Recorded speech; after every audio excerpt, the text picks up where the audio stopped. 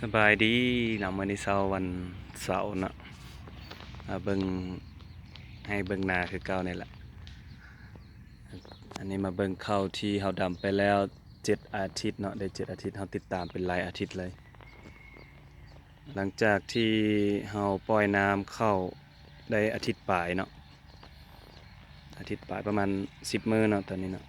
รู้สึกว่าข้าวมีการดีดโตขึ้นอีหลีเนาะตอนนี้เนาะดีดโตขึ้นได้เห็นได้ชัดเจนเลยมีการแตกกออีกเพิ่มเข้ามาอีกเนาะตอนนี้เข้า7 อาทิตย์มื้อนี้เราจะมาเว้าเรื่องการปักดำเนาะการปักดำคือเรามีเพราะว่านา2 ไร่นี่เราก็จ้างเขาเนาะดำก็มีส่วนหนึ่งที่เราดำเองส่วนหนึ่งที่จ้างเขาเจ้าดำแต่ก็พยายามเนาะเว้าเต็มที่ให้เขาเจ้าดำห่างให้ดำน้อยให้แต่ก็รู้สึกว่าบางจุดยังค่อนข้างที่อยู่แต่โดยรวมก็แม่นห้างแล้วห้างกว่าคนทั่วไปที่เขาเจ้าดำแล้วผู้อื่นดำแล้วนะนี่มาเบิ่งภาพตัวจริงเลยเนาะ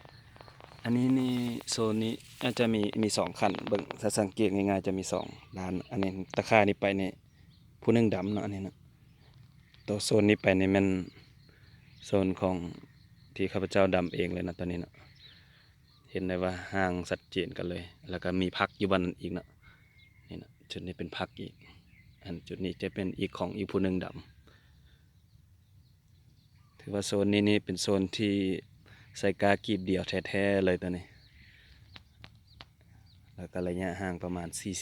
40มาเบิ่งโซนที่เขาเจ้าดำให้เนาะอันนี้ตัวนี้นี่ปกติแล้วก็ห้างแล้วเนาะถ้าเทียบกับชาวบ้านทั่วไปหรือว่านาผู้อื่นเฮ็ดทั่วไปก็ห้างแล้วสำนี้ตัวนี้นี่ห้างอยู่ประมาณ25ถึง30เนาะ25ถึง30ก็สิอยู่ประมาณนี้การแตกกอก็อยู่ประมาณนี้เนาะการแตกกอค่าเฉลี่ยที่นับได้อยู่ประมาณ25ถึง30ณปัจจุบันเนาะบัดนี้มาเบิ่งความแตกต่างที่ดำห้างเป็นกากีบเดียวแท้ๆนี่อันนี้นี่เป็นพักเลยเนาะเห็นไหมจะเห็นได้ชัดเจนว่าห้างอยู่จุดนี้อันนี้ก็ห้างเลยแสงซอสฮอตพื้นเลยเนาะตอนนี้เนาะแล้วมาเบิ่งการแตกเกาะของต้นข้าวนี่นะการแตกเกาะของต้นข้าวคือหัวสิงไข่เลย บางคนเห็นเนี่ยโอ้โหตกใจเลยใหญ่ปันหัวสิงไข่เลยเนาะ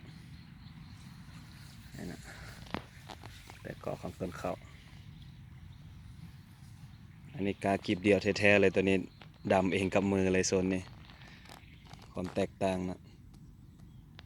มันจะเป็นพักเลยนะค่านั้นไปอีกจะเป็นพักเลยเป็นพักหนึ่ง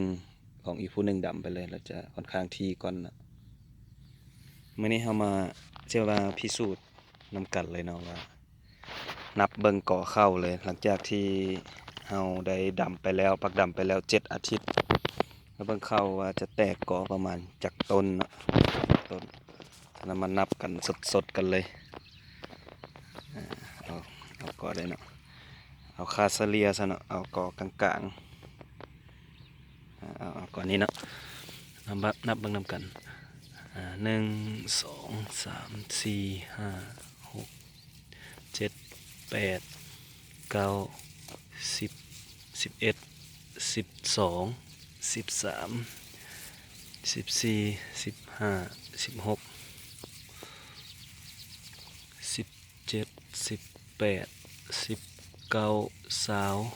21 22 23 24 25 26 27 28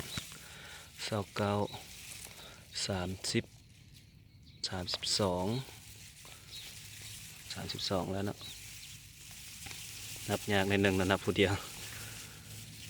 34 35 36 37 38 39 40เนาะผู้ดี40ยอดเลยตอนนี้40ลำต้นนะตอนนี้นะหลังจากที่เราดำไปแล้ว7 อาทิตย์ถือว่ามีการแตกกอถึงประมาณ40จะมีกอที่ค่อนข้างน้อยนะอันนี้เบิ่งกอนี้ค่อนข้างน้อยถึงว่ากอค่อนข้างน้อยนี่ก็บุรุษละประมาณ30เนาะ ฉะนั้นสามารถเฉลี่ยได้เลยว่า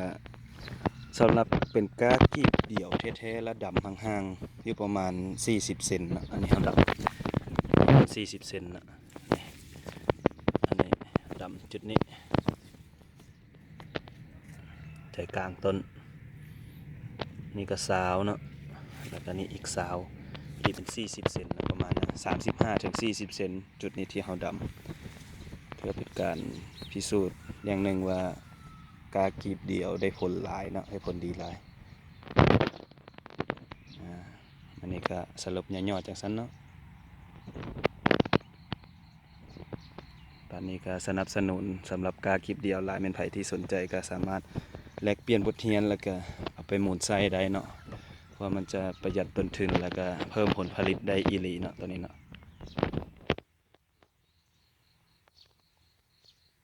แต่อันนี้ก็เบิ่งภาพรวมๆนะที่เห็นเขียวๆงามขึ้นมาอีกบันหนึงก็มันย้อนว่าเฮาเร่งน้ำเพิ่มน้ำเข้าแล้วก็หว่านพวกฝุ่นเสียภาพเนาะเป็นฝุ่นอัดเม็ดของเฮาเองงามเลยเนาะเขียวงามเลยจ้าสบายดีท่านี้ก่อนเนาะมื้อนี้เนาะแล้วช่วยติดตามกันต่อไปเด้อว่าจะเป็นจังใดในอาทิตย์ต่อไปหรือว่าอีก 2-3 อาทิตย์ต่อหน้าเดี๋ยวจะมาอัปเดตให้เบิ่งอีกเทื่อนึง